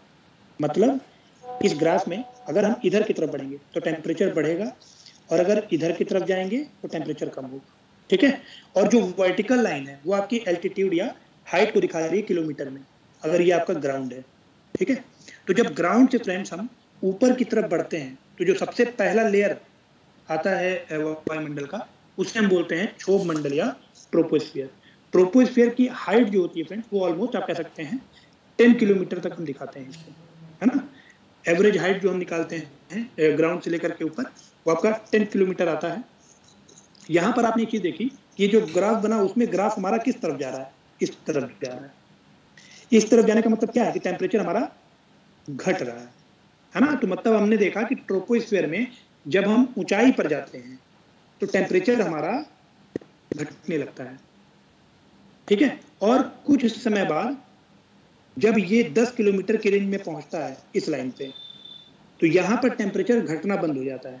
ठीक है, और इस लाइन तक की जो हमारा वायुमंडल है या जो हमारा पर्यावरण है, इसे हम बोलते हैं ट्रोपोस्फियर। जहां पर टेम्परेचर घटना बंद हो गया उसी को हम बोलते हैं ट्रोपोपॉज। पॉज मतलब क्या होता है? रुकना। तो किस चीज के रुकने को दर्शा रहा है? टेम्परेचर के रुकने को। टेम्परेचर घटना बंद हो गया, है ना। तो देखिए आप ट्रोपोपॉज की कंडीशन में टेम्परेचर घटना बंद हो गया, और उसके बाद फिर ऑलमोस्ट 12 to 13 किलोमीटर के बाद आप देखेंगे कि टेम्परेचर बढ़ना स्टार्ट हो जाता है। क्योंकि मैंने बताया जब आप इधर जाओगे तो मतलब आपका टेम्परेचर बढ़ रहा है, जब आप ऊपर जा रहे हो हाइट पे। तो इस तरह से ट्रोपोपॉज के बाद जब टेम्परेचर बढ़ना बंद हो जाए तो उसे हम बोलते हैं स्ट्रेटोपॉज, और उसके नीचे की पूरी लेयर कहलाती है हमारी स्ट्रेटोस्फीयर। ठीक है, तो मतलब हमने देखा कि जो ट्रोपोस्फीयर है उसका अपर मोस्ट पोर्शन क्या है, ट्रोपोपॉज, जहां पर टेम्परेचर घटना बंद हो गया, थोड़ी देर तक नहीं घटा, और उसके बाद टेम्परेचर बढ़ना स्टार्ट हो गया। बढ़ने के बाद फिर स्ट्रेटोपॉज में टेम्परेचर बढ़ना बंद हो जाता है, और फिर बढ़ने के बाद ये टेम्परेचर घटना स्टार्ट हो जाता है। क्योंकि आप देखिए, मैंने बताया ना, जब एरो इधर की तरफ भागे तो ये आपका टेम्परेचर घट रहा है ऊंचाई के बढ़ने के साथ साथ, और जब आपका एरो इधर जाए तो ऊंचाई के बढ़ने के साथ साथ टेम्परेचर बढ़ रहा है। और 80 किलोमीटर के हाइट पर जाने के बाद फिर टेम्परेचर घटना बंद हो जाता है, जिसे हम फिर बोलते हैं मीजोपॉज। और फिर टेम्परेचर थोड़ी देर के लिए घटना बंद होगा, उसके नीचे के सारा जो एटमॉस्फेयर होगा अप टू स्ट्रेटोपॉज, उसे हम बोलेंगे मीजोस्फीयर। मीजोस्फीयर मतलब मध्यमंडल, है ना। और फिर थोड़ी देर तक टेम्परेचर घटना बंद हो जाएगा, और फिर टेम्परेचर अचानक से बढ़ना स्टार्ट हो जाता है, जिसे हम बोलते हैं थर्मोस्फीयर, या उसके बाद एक्सोस्फीयर। ठीक है, तो ये नॉर्मल मतलब एक कंडीशन थी। अब यहाँ पर फ्रेंड्स आप देखिए कि जो ग्राउंड है वहां से लेकर के जो मीजोपॉज वाली लाइन, यहाँ तक का जो हमारा एटमॉस्फेयर है, एक और तरीके से क्लासिफाई करते हैं इसे हम बोलते हैं होमोस्फीयर। होमोस्फीयर को हम बोल सकते हैं सममंडल। ठीक है, और होमोस्फीयर के बाद मीजोस्फीयर से लेकर के एक्सोस्फीयर की जो बाउंड्री है वहां तक, उसे आप बोलोगे हेट्रोस्फीयर या विषम मंडल। तो जो एटमॉस्फेयर का क्लासिफिकेशन हम लोगों ने देखा यहाँ पर, है ना, जो स्ट्रक्चर ऑफ द एटमॉस्फेयर है, उसमें हम लोगों ने देखा कि ट्रोपोस्फीयर में ऊंचाई पे बढ़ने के साथ जो टेम्परेचर है हमारा वो घट रहा है, फिर थोड़ी देर टेम्परेचर घटना बंद हो जाता है, जिसे हम बोलते हैं ट्रोपोपॉज। आफ्टर ट्रोपोपॉज टेम्परेचर थोड़ी देर घटना बंद हो गया, स्ट्रेटोस्फीयर में वापस टेम्परेचर बढ़ना स्टार्ट हो जाता है ऊंचाई के साथ। मीजोस्फीयर में वापस टेम्परेचर घटना स्टार्ट हो जाता है, और थर्मोस्फीयर से मतलब मीजोपॉज के बाद वापस टेम्परेचर बढ़ना स्टार्ट हो जाता है। अभी ये टेम्परेचर घट और बढ़ क्यों रहा है, इसके पीछे रीजन है ना, कि क्यों टेम्परेचर स्ट्रेटोस्फीयर में घटने के बजाय बढ़ने लगता है ना। तो इस चीज को अब हम समझेंगे लाइन बाय लाइन। सबसे पहले अगर ट्रोपोस्फीयर की बात करें तो ट्रोपोस्फीयर में 2-3 इंपॉर्टेंट कॉन्सेप्ट हैं, जैसे कि ये जो ट्रोपोपॉज वाली लाइन बनी है डैश वाली 10 किलोमीटर की हाइट पे, ये वाली लाइन है ना, तो ट्रोपोपॉज की हाइट इक्वेटर और पोल्स के रिस्पेक्ट में अलग अलग होती है ना। जैसे सपोज कीजिए ये हमारा इक्वेटर है और ये हमारा नॉर्थ पोल है ना। तो जो ट्रोपोपॉज की हाइट है वो इक्वेटर के ऊपर ज्यादा होती है और पोल्स के ऊपर कम होती है। तो ये आपका ट्रोपोस्फीयर एक्चुअली में कुछ ऐसा बनता है, ये वाली जो मैंने सीधी लाइन दिखाई है। इक्वेटर के ऊपर इसकी हाइट ज्यादा होती है, आप कह सकते हैं एवरेज 16 किलोमीटर, और पोल्स के ऊपर इसकी हाइट कम होती है, एवरेज आप कह लीजिए 8 किलोमीटर। ठीक है, तो ये ज्यादा क्यों होती है और पोल्स के ऊपर कम क्यों होती है, ये भी एक इंपॉर्टेंट क्वेश्चन है ना। ये भी क्वेश्चन पूछा जाता है एग्जाम में। तो देखिए, मैंने आपको थोड़ी देर पहले बताया था कि जो सन होता है वो इक्वेटर के ऊपर साल में 2 बार ओवरहेड होता है, सर के ऊपर होता है। ठीक है, अब इक्वेटर पर सन की जो विकर्ण है वो 2 बार साल में ओवर द हेड पड़ रही है, बिल्कुल सीधी। जब सौर विकर्ण बिल्कुल सीधी पड़ती है जमीन पर तो वो वहां के टेम्परेचर को बढ़ा देती है। टेम्परेचर बढ़ने के साथ साथ इक्वेटर पर कन्वेक्शनल करंट्स बहुत स्ट्रांग होते हैं। अब कन्वेक्शनल करंट जो होते हैं वो आप कह सकते हैं संवहनीय तरंगे होती हैं हिंदी में, है ना। संवहनीय तरंगे जो होती हैं ये बहुत तेज होती हैं इक्वेटर पे। हीट ट्रांसफर अभी हम लोग थोड़ी देर बाद पढ़ेंगे टेम्परेचर में, वर्टिकल और हॉरिजॉन्टल डिस्ट्रीब्यूशन में, कि जो हीट ट्रांसफर होता है एटमॉस्फेयर में, जो ऊष्मा का वितरण होता है वो 4 तरह से होता है। एक आपका कन्वेक्शन, एक आपका होता है कंडक्शन, एक आपका होता है रेडिएशन, और एक आपका होता है एडवेक्शन।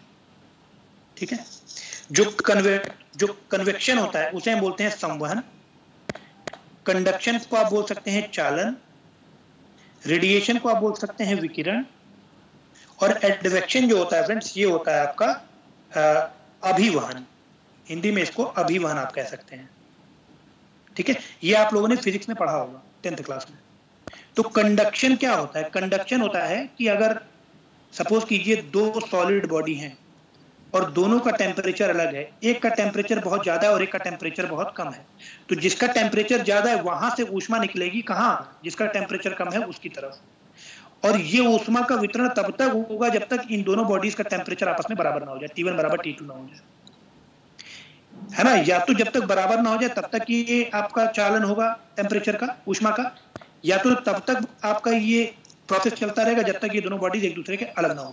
मतलब अगर कोई दो सॉलिड बॉडीज हैं आपस में कांटेक्ट में है और टेम्परेचर एक का ज्यादा एक का कम है, तो ज्यादा वाले से कम की तरफ टेम्परेचर का आगमन होगा, और वो तब तक होगा जब तक वो एक दूसरे से या तो अलग ना हो जाए या तो दोनों का टेम्परेचर बराबर ना हो जाए। इसको आप एक्सपीरियंस कर सकते हैं जब आप केतली में चाय बनाते हो। अगर हैंडल सपोज कीजिए वो उष्मा का चालक है, तो केतली के गर्म होने के थोड़ी देर बाद आपका हैंडल भी उतना ही गर्म हो जाता है ना, हाथ जल सकता है। इसीलिए जो हैंडल्स होते हैं उनको बनाया जाता है कुचालकों से, जो उष्मा के कुचालक होते हैं उनके हैंडल बनाए जाते हैं। ठीक है, तो ये कंडक्शन की प्रोसेस है। कन्वेक्शन की प्रोसेस क्या होती है कि सपोज कीजिए, अब आप इस फिगर को देखिए, यहाँ पर थोड़ा सा प्रोसेस समझिए। ये आपकी ग्राउंड सरफेस है, ये आपका ग्राउंड है, ठीक है, और ये आपका सन है। यहाँ से सोलर विकिरण ग्राउंड पे पड़ी, तो जब सोलर विकिरण ग्राउंड पे पड़ती है तो ग्राउंड को बिल्कुल गर्म कर देती है ना। ग्राउंड गर्म होने के साथ साथ जो इसके जस्ट ऊपर एयर की लेयर है वो गर्म हो जाती है। ये जो ऊपर एयर की लेयर गर्म हो रही है यही कहलाती है संवहन।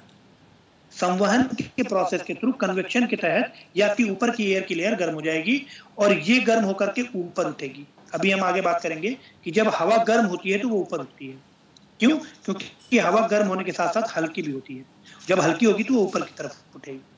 ठीक है, तो ये ऊपर उठने की क्रिया इक्वेटर पे बहुत तेज होती है 0 डिग्री पे। क्यों? क्योंकि सौर विकिरण जो है वो साल में 2 बार ओवरहेड यहाँ पर हो।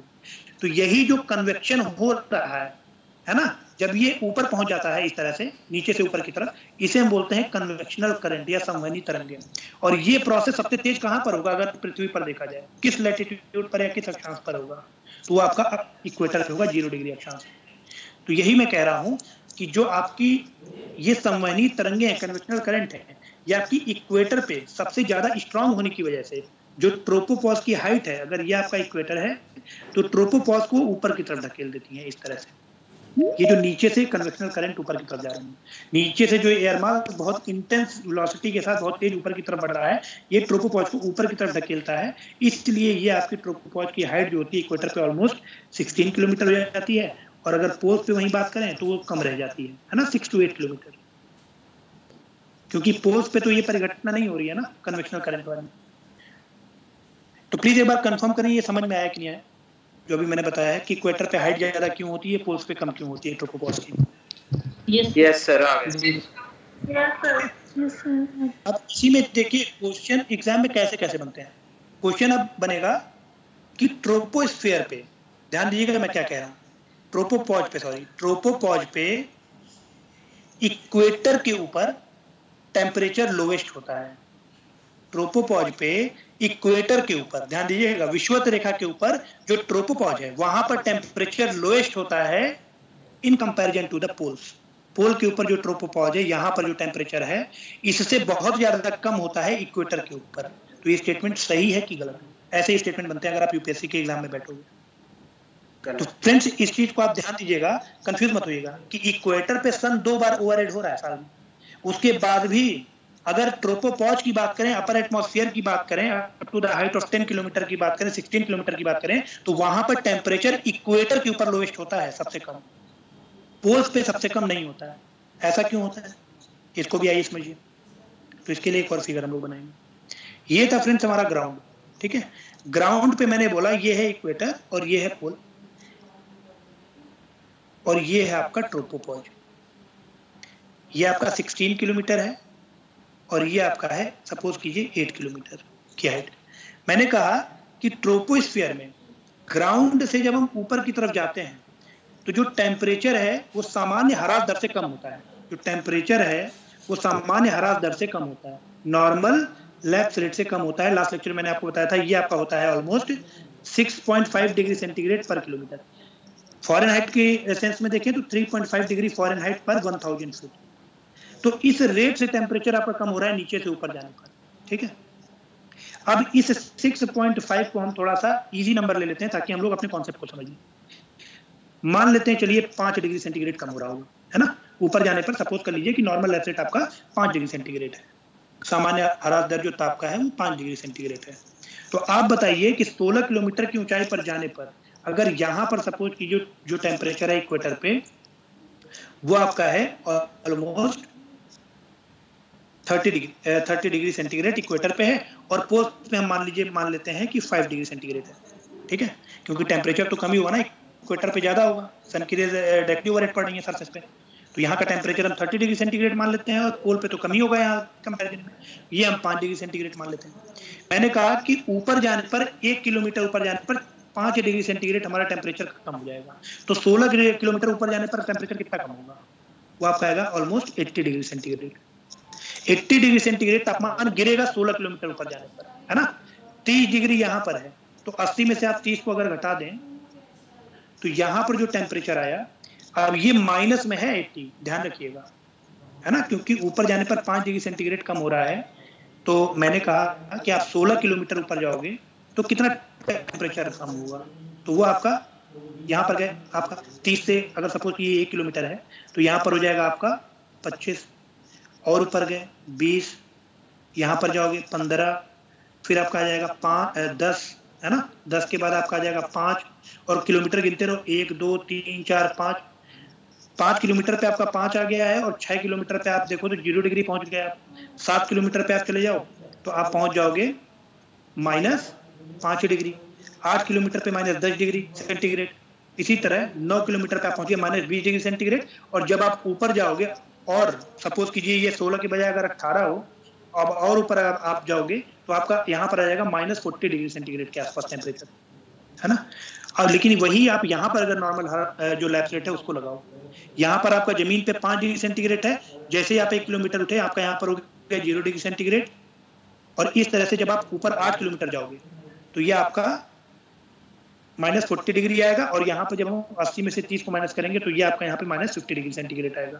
तो मतलब पोल के कंपैरिजन में आप देखो तो इक्वेटर के जो अपर एटमॉस्फेयर ट्रोपोपॉज का, वहां पर टेम्परेचर इसके कंपैरिजन में बहुत कम है ना। जब आप ये नंबर सही लोगे तो आप ये एग्जैक्ट बना पाओगे। तो कॉन्सेप्ट समझ में आया कि नहीं, प्लीज ये बताएं कि ये ऐसा क्यों होता है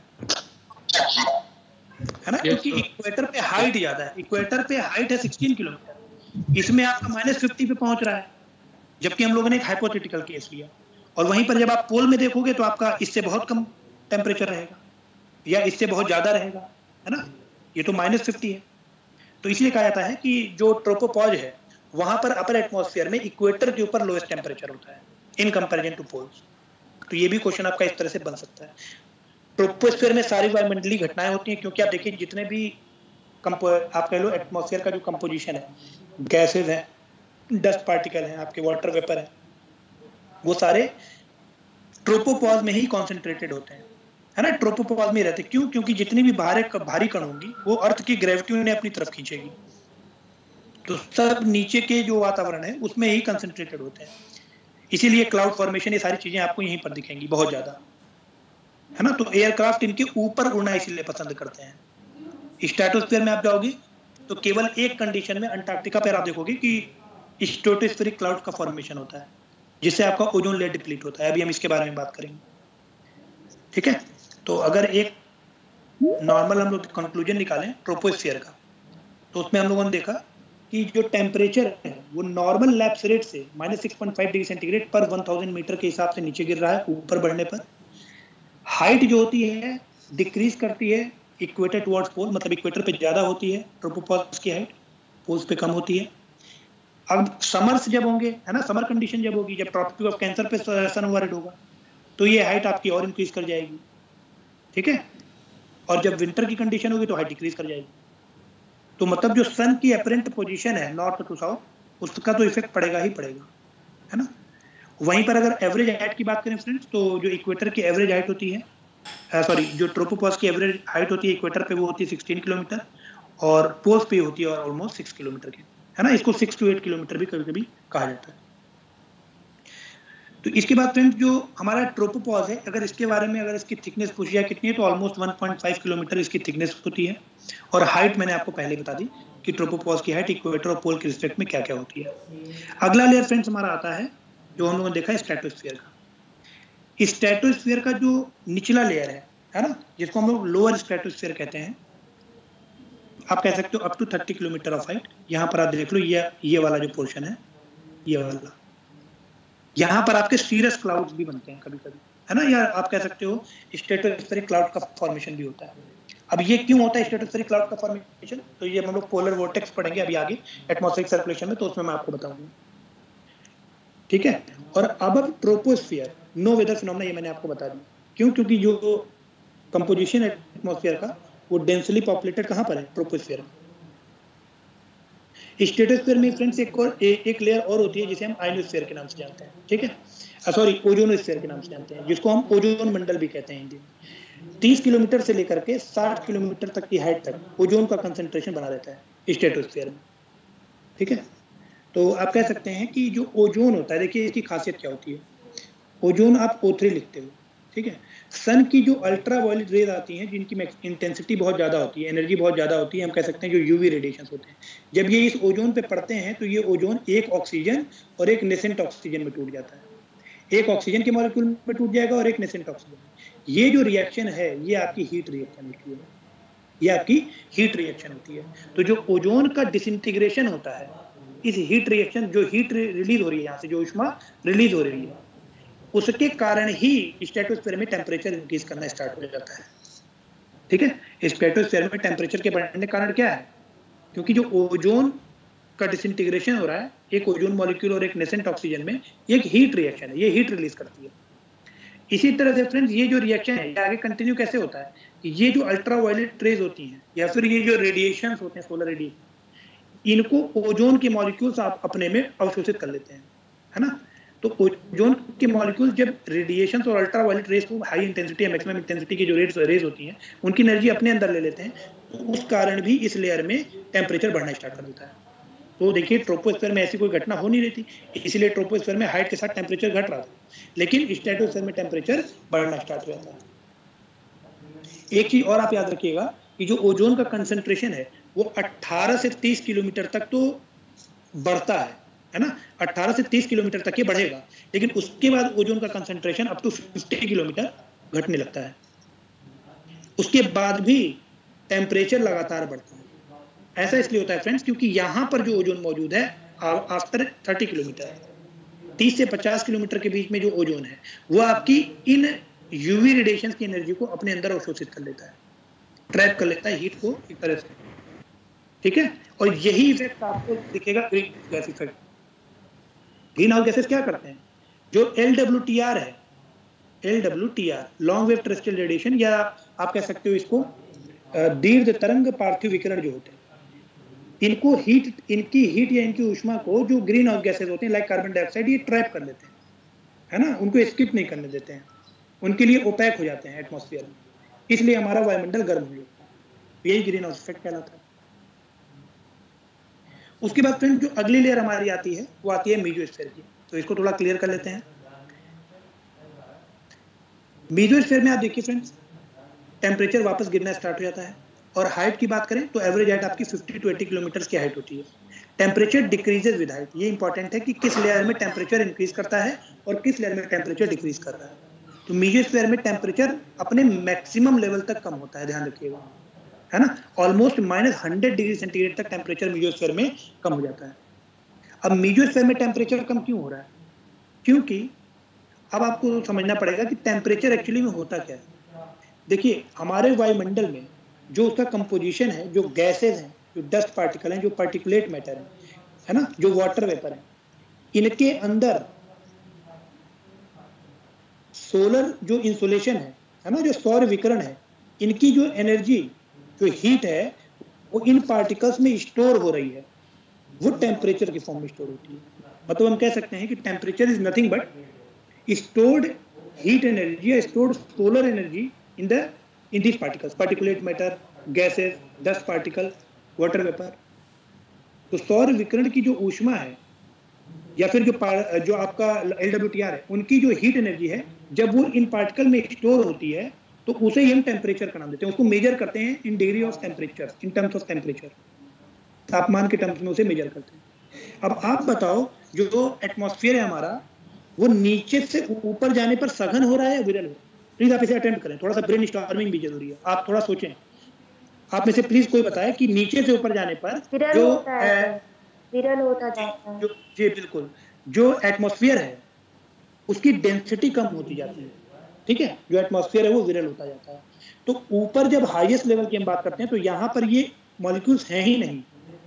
जब ये मॉलिक्यूल्स ज्यादा नहीं है तो इनके अंदर स्टोर्ड एनर्जी भी ज्यादा नहीं है। स्टोर्ड एनर्जी जब ज्यादा नहीं होगी तो भाई टेम्परेचर इसीलिए यहाँ पर गिरने लगता है। एक तो ये रीजन होगी। दूसरे रीजन की अगर बात करें फ्रेंड्स तो मीसोस्फीयर में कार्बन डाइऑक्साइड का कंसंट्रेशन भी ज्यादा पाया जाता है। अब जो कार्बन डाइऑक्साइड है ना, ये इस पूरे लेयर को ठंडा रखती है, ध्यान रखिएगा। ये हीट एनर्जी को एब्जॉर्ब कर देती है। समझिए जो सन से हीट एनर्जी आती है, इसको थोड़ा सा क्लियर करें हम लोग। मीसोस्फीयर में सपोज कीजिए कार्बन डाइऑक्साइड का मॉलिक्यूल है ना, सन से जो एनर्जी आती है उसको ये एब्जॉर्ब करके फोटोन रिलीज करती है बहुत हाई स्पीड में, और ये फोटोन सीधे निकल जाते हैं थर्मोस्फीयर में। जो फोटॉन्स होते हैं वो सीधे जंप कर जाते हैं मीसोस्फीयर से थर्मोस्फीयर में, ठीक है। इसीलिए थर्मोस्फीयर की जो आप कह लो एनर्जी है, थर्मोस्फीयर में जो टेम्परेचर है वो बहुत ज्यादा होता है, लगातार बढ़ता चला जाता है। तो आई होप कि ये आपको टॉपिक क्लियर हुआ होगा कि क्यों मीसोस्फीयर में टेम्परेचर कम होता है और क्यों थर्मोस्फीयर में टेम्परेचर बढ़ने लगता है। थर्मोस्फीयर का फ्रेंड्स अगर टेम्परेचर देखें हम तो ये आपका मोर देन 1000 डिग्री सेंटीग्रेड तक होता है, ठीक है। जो थर्मोस्फीयर में टेम्परेचर होता है वो 1000 डिग्री सेंटीग्रेड से भी ज्यादा होता है। उसका एक तो रीजन ये भी हो गया जो हम लोगों ने अभी फोटोन का बम्बार्डमेंट देखा मीसोस्फीयर से थर्मोस्फीयर में। दूसरा रीजन ये भी है कि यहाँ पर जो थोड़े बहुत पार्टिकल मौजूद हैं उन पर हाई इंटेंसिटी रेज पड़ रही है सन की, है ना। डायरेक्ट जो आपकी यूवी रेज है सन की, हाई इंटेंसिटी रेज, वो डायरेक्ट इन पर पड़ रही है, तो ये यहाँ की हीट को बहुत ज्यादा बढ़ा देती है, ठीक है। हालांकि जो थर्मोस्फीयर है उसको हम नो एटमॉस्फेयर जोन कहते हैं, वहां पर कोई एयर नहीं होती है। लेकिन ऐसा तो है नहीं, कोई कंडीशन एब्सोल्यूट नहीं होती है ना। तो फ्रेंड्स ये था एटमॉस्फेयर का स्ट्रक्चर। अब इसी थर्मोस्फीयर में एक लेयर बनती है आयनोस्फीयर की, है ना, जिसको हम लेयर में डिवाइड कर देते हैं, यानी डी लेयर, ई लेयर, जैसा कि आप फिगर में देख रहे हैं, एफ लेयर और जी लेयर के नाम से जाना जाता है। 60 to 99 किलोमीटर हम कहते हैं डी लेयर, ई लेयर को हम लोग 99 to 150 किलोमीटर कहते हैं। इन सारे लेयर्स का अलग इंपॉर्टेंस है। जैसे जो हमारा डी लेयर है ये लो फ्रीक्वेंसी की जो रेडियो वेव्स होती है ना, उनको पृथ्वी पर रिफ्लेक्ट करता है। मतलब लो फ्रीक्वेंसी की जो रेडियो वेव्स हैं उनके लिए जो सिग्नल ट्रांसमिशन होता है उसके लिए जो उत्तरदायी लेयर है वो आपका है डी लेयर, ठीक है। उसके बाद जो आपका ई लेयर है, और एक चीज और इम्पोर्टेंट है कि जो डी लेयर है ये रात के समय में एक तरीके से गायब हो जाता है। क्यों? क्योंकि जो आयनोस्फीयर है फ्रेंड्स, जो आयन आपके जो आयनाइजेशन होता है उसके लिए सबसे ज्यादा रिस्पॉन्सिबल होता है आपका सन।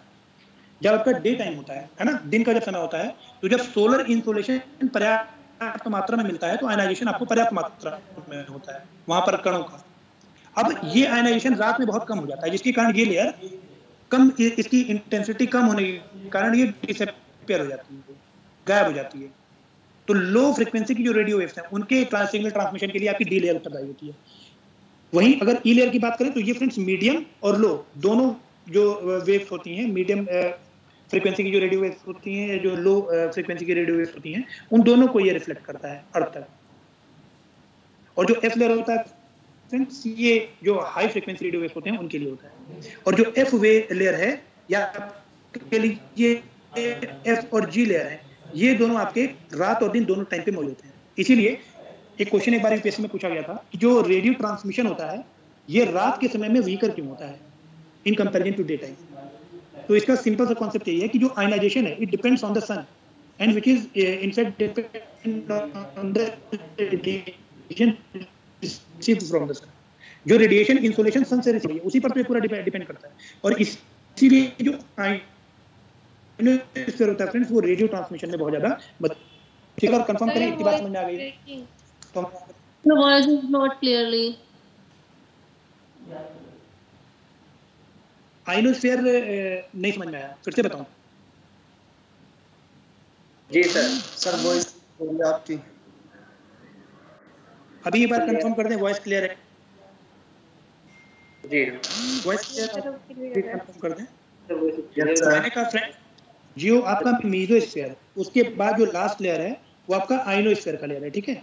थर्मोस्फीयर में lower part D E F जो लेयर बनती हैं, या अब आयनोस्फीयर या आयन मंडल क्यों कहते हैं? क्योंकि जो सन से हाई फ्रीक्वेंसी वेव्स आ रही हैं या इंसोलेशन आ रहा है वो इस पार्ट को आयनाइज कर देता है।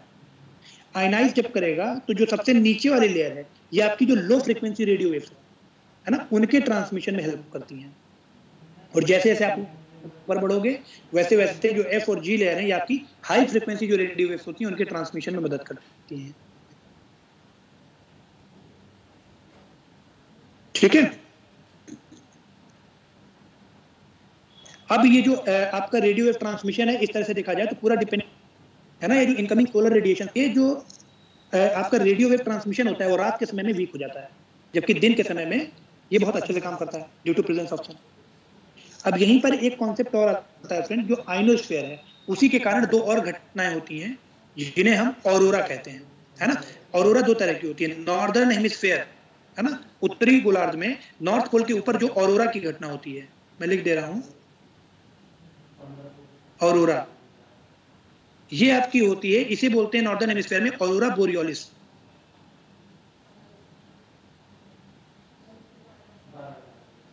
और जो नीचे वाली घटना है ऑरोरा की सदर्न हेमिस्फीयर में अंटार्कटिका के ऊपर, वो कहलाती है आपकी ऑरोरा ऑस्ट्रियालिस।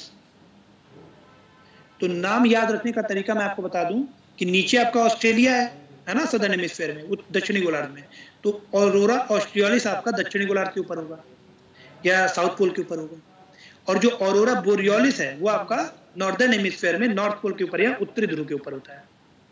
बोरियोलिस को आप याद रख सकते हैं बोरियल फॉरेस्ट से। बोरियल फॉरेस्ट आपके साइबेरिया में होते हैं। साइबेरिया आपका कहाँ पे? उत्तरी गोलार्ध में। तो ये दोनों नाम याद करने का एक टेक्निक है ये, ठीक है। अब ये होते क्यों है? क्योंकि फ्रेंड्स होता क्या है कि सन से जो कॉस्मिक ग्लोइंग लाइट प्रोड्यूस होती है ना, वो एक इलेक्ट्रॉन बीम की तरह, इलेक्ट्रॉन स्ट्रीम की तरह अर्थ के एटमॉस्फेयर से आकर के टकराती है ना। इसको समझने के लिए थोड़ा सा इसको हम लोग क्लियर कर दें।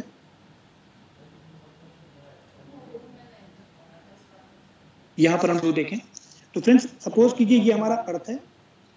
मैंने बोला कि यहां पर जो ऑरोरा की घटना होगी इसे हम बोलेंगे ऑरोरा बोरियोलिस, और यहां पर जो घटना होगी इसे हम बोलेंगे ऑरोरा ऑस्ट्रियालिस, ठीक है। ऑस्ट्रेलिया के नाम पर आप याद कर लीजिए ऑरोरा ऑस्ट्रियालिस। तो ये घटना होती क्यों है?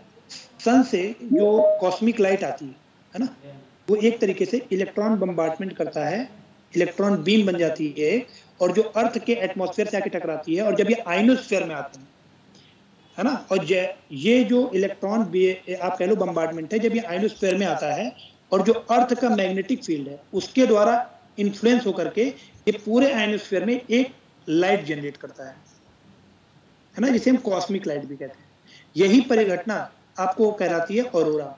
और उत्तरी गोलार्ध में आर्कटिक सर्किल के ऊपर ये कहलाती है ऑरोरा बोरियोलिस, और दक्षिणी गोलार्ध में ये कहलाती है ऑरोरा ऑस्ट्रियालिस। ये भी क्यों हो रही है? Due to presence of ionosphere या आयन मंडल। अब ये हो क्यों रहा है ऐसा? देखिए, जब ये इलेक्ट्रॉन करके टकराएंगे मॉलिक्यूल से, यहाँ पर जो आयन मंडल में आपके मॉलिक्यूल प्रेजेंट है, तो ये इलेक्ट्रॉन इनको एक्साइट कर देते हैं। सपोज कीजिए ये इलेक्ट्रॉन यहाँ करके टकराया मॉलिक्यूल से, तो ये इसको एक्साइट कर देगा, जिसके कारण एक लाइट जनरेट होगी, है ना। और यही जब घटना बड़े लेवल पे होती है तो पूरा आसमान विभिन्न रंगों के साथ चमकने लगता है। ठीक है, क्लियर है कि नहीं? ये प्लीज कंफर्म कर दें।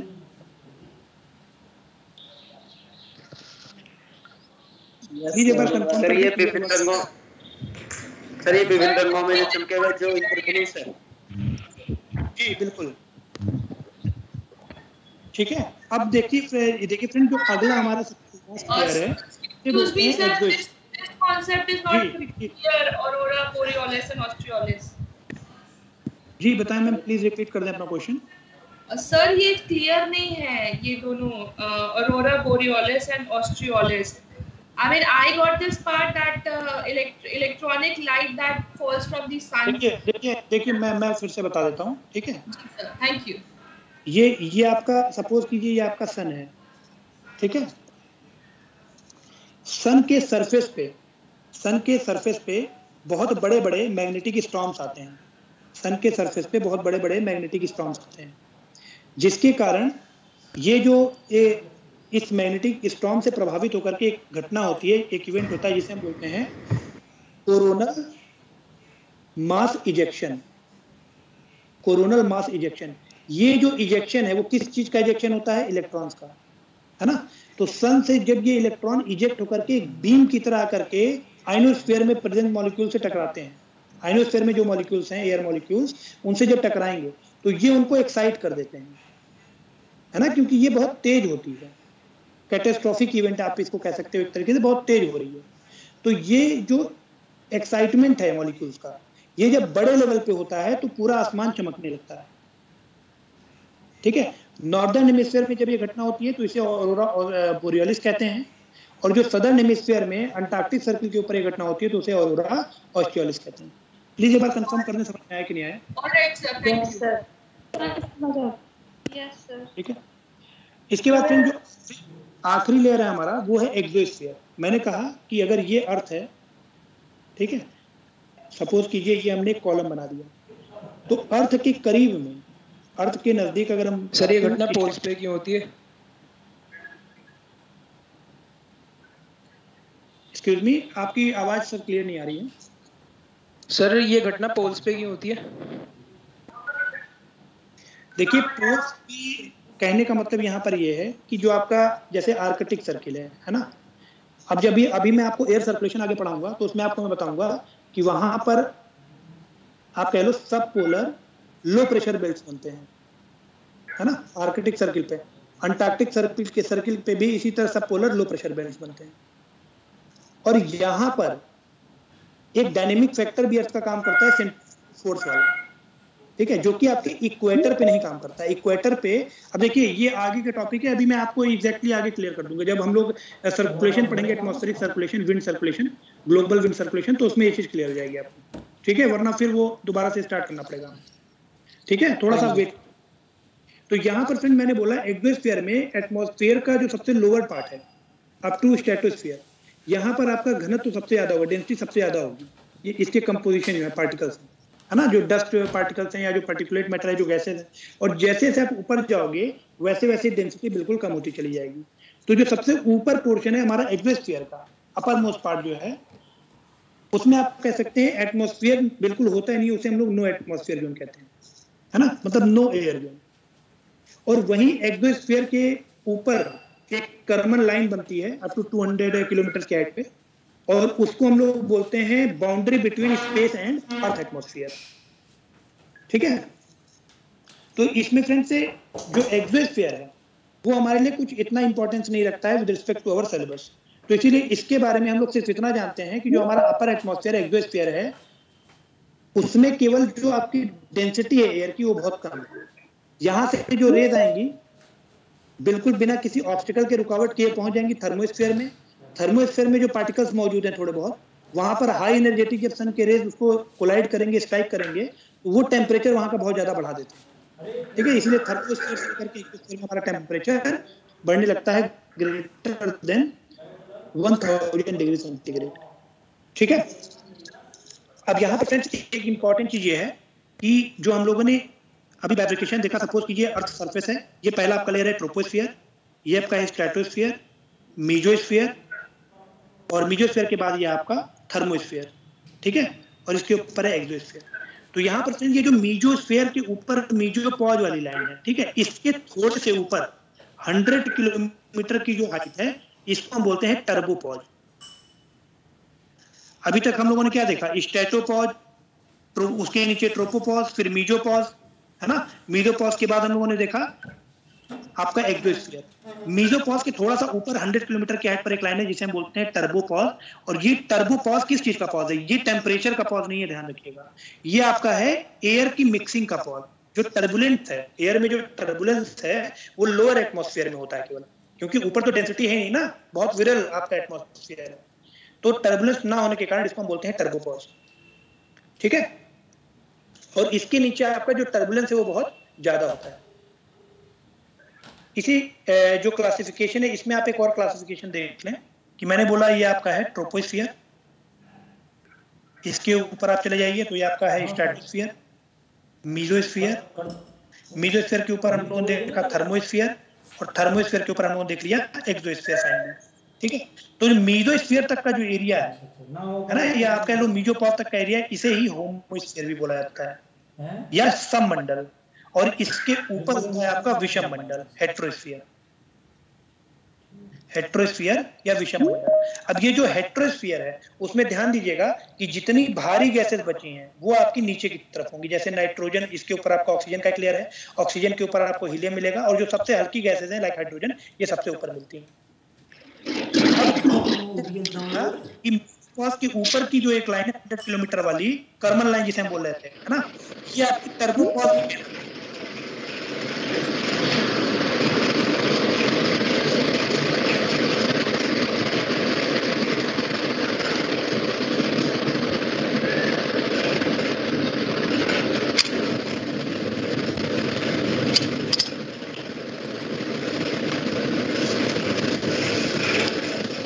टर्बुलेंस बिल्कुल है ही नहीं, मिक्सिंग है ही नहीं, इसलिए आप देखिए जो गैसेस हैं वो लेयर्ड बाय लेयर्ड एक दूसरे के ऊपर सज गई हैं आकर के, है ना।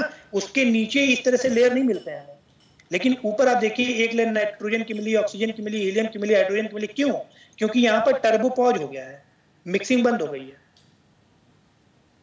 कर्मन लाइन आपका फ्रेंड्स वो लाइन है अप टू 100 किलोमीटर है, जो आपकी बाउंड्री बनाता है अर्थ, एटमॉस्फेयर और स्पेस के बीच में। इसके ऊपर हम स्पेस कंसीडर करते हैं, ठीक है। थियोडोर वॉन कर्मन के नाम पर ये लाइन क्या बोलते हैं? जी जी बताएं, अपना क्वेश्चन रिपीट करें। नहीं बोलते हैं कर्मन लाइन, कर्मन लाइन लिख दे रहा हूं मैं, कर्मन लाइन, ठीक है। Theodore von Karman, Theodore von Karman के नाम पे लाइन पर इसका नाम रखा गया, इन्होंने इसका पता लगाया था टर्बोपॉज का, ठीक है। उसके बाद फ्रेंड्स अब देखिए अभी तक आपको ऑलमोस्ट एटमॉस्फेयर का जो स्ट्रक्चर है वो समझ में आ गया होगा। तो अभी हम लोग अब देखेंगे कि एटमॉस्फेयर में जो फैक्टर्स हैं, है ना, ये एटमॉस्फेयर के या क्लाइमेट के, और उनको कौन कौन से फैक्टर इन्फ्लुएंस करते हैं, है ना, कौन कौन से फैक्टर उन पे प्रभाव डालते हैं, उनकी बात हम लोग करेंगे। थोड़ा सा लेक्चर का जो टाइम पीरियड है वो थोड़ा सा एक्सटेंड होगा। तो सबसे पहले अगर हम टेम्परेचर की बात करें तो टेम्परेचर के दो टाइप के डिस्ट्रीब्यूशन होते हैं, एक आपका वर्टिकल हो गया और एक आपका हॉरिजॉन्टल डिस्ट्रीब्यूशन हो गया। वर्टिकल डिस्ट्रीब्यूशन में अगर हम देखें फ्रेंड्स, तो जैसे हम लोग नीचे से ऊपर जा रहे थे, है ना, तो हम लोगों ने ट्रोपोस्फीयर में देखा कि टेम्परेचर हाइट के साथ घटता जा रहा है। तो यही आपका वर्टिकल डिस्ट्रीब्यूशन ऑफ टेम्परेचर है विद रिस्पेक्ट टू एल्टीट्यूड और with respect to height. Atmosphere के अलग अलग लेयर्स में कब वो घट रहा है कब बढ़ रहा है, ये मैंने आपको विद रीजन बता दिया कि क्यों घटता है क्यों बढ़ता है। अब देखिए होता क्या है कि सपोज कीजिए कि ये आपका सरफेस है ग्राउंड, और यहाँ पर सन है, यहाँ से सन रेज पड़ी, इसको हम बोलते हैं इंसोलेशन या इनकमिंग सोलर रेडिएशन या सौर विकिरण, ठीक है। जब ये गिरती हैं ग्राउंड पर तो यहाँ पर वो टेम्परेचर को बढ़ा देती हैं। टेम्परेचर को बढ़ाते ही जो through the process of convection या संवहन के कारण संवहन तरंगे उठती हैं, जिसके कारण यहाँ पर जो मौजूद हवा होती है वो ऊपर की तरफ उठने लगती है। सपोज कीजिए एक एयर बैंड है, ये ऊपर की तरफ उठ रही है। जब हवा ऊपर की तरफ उठती है तो ध्यान रखिएगा वो हल्की होती है इसलिए ऊपर उठती है, और साथ ही साथ वो एक्सपैंड करती है। अगर कोई एयर पार्सल है ना, अगर कोई आप ऐसे समझ लो हवा का पैकेट है, जब वो हल्का होकर के ऊपर उठेगा तो वो एक्सपैंड करेगा। अब ये एक्सपेंड क्यों करता है, ये आपका फिजिक्स का विषय है, और इसको आप जानना चाहो तो मैं बता देता हूँ कि फ्रेंड्स होता क्या है कि सपोज कीजिए कि नॉर्मल सिचुएशन में ये एयर पैकेट है, इसके अंदर का टेम्परेचर T1 है और बाहर का जो एटमॉस्फेरिक प्रेशर है ये T2 है। इस कंडीशन में जब ये ग्राउंड पर होता है तो यहाँ पर आप T1 बराबर T2 कह सकते हैं, है ना। लेकिन जब ये ऊपर उठता है, जब नीचे से गर्म हुआ, सपोज कीजिए यहाँ पर सन की रेप पड़ी और ये गर्म हुआ, गर्म होने के साथ साथ ये एक्सपेंड करने लगा, क्योंकि इसके अंदर के जो मॉलिक्यूल्स हैं, एयर मॉलिक्यूल्स, उनकी स्पीड बहुत तेज हो जाती है, तो कोलाइड बहुत तेजी से होने लगते हैं।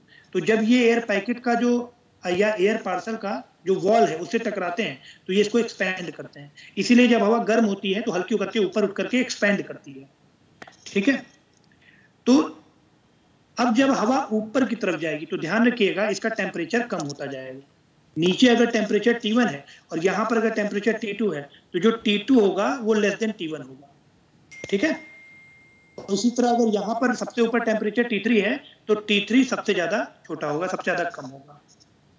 यही आपका कहलाता है नॉर्मल लैप्स रेट, जो कि आपका होता है 6.5 डिग्री सेंटीग्रेड पर किलोमीटर।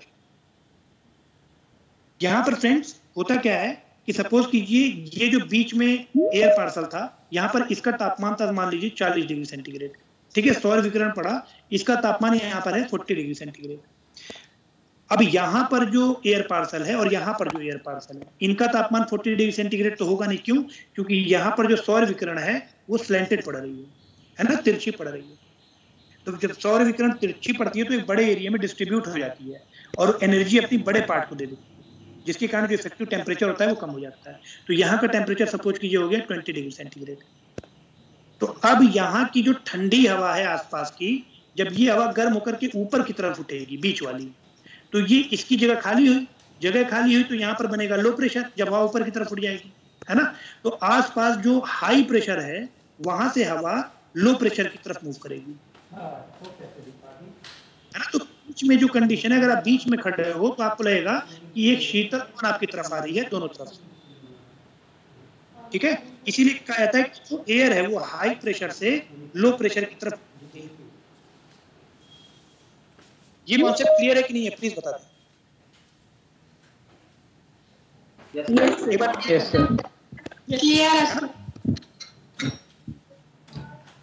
एक बार मुझे कंफर्म, जी बिल्कुल, एक बार मुझे सर से कंफर्म करना पड़ेगा कि अभी क्लास आगे एक्सटेंड कर सकते हैं या नहीं।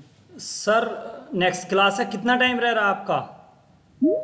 सर अभी थोड़ा बचा हुआ है पोर्शन तो, लेकिन अभी अगर अभी क्लास अगर बंद करेंगे तो आगे मुझे क्लाइमेटोलॉजी की आप कम से कम 2 क्लास और दे दो। चलिए ठीक है ना। शेड्यूल में तो सर एक ही क्लास है ना क्लाइमेटोलॉजी की, और लेकिन आप 2 क्लास और सर कर दो प्लीज। दे देंगे ठीक है। ठीक है सर, आप 2 के हिसाब से। तो बाकी जितने भी बच्चे इस वक्त ऑनलाइन है, प्लीज एक बार आप कंफर्म कर दो कि आज जितना बताया गया वो समझ में आया नहीं आया, है ना। लेक्चर आपको कैसे सर समझ में आया? Yes, sir. Yes, sir. Yes, sir.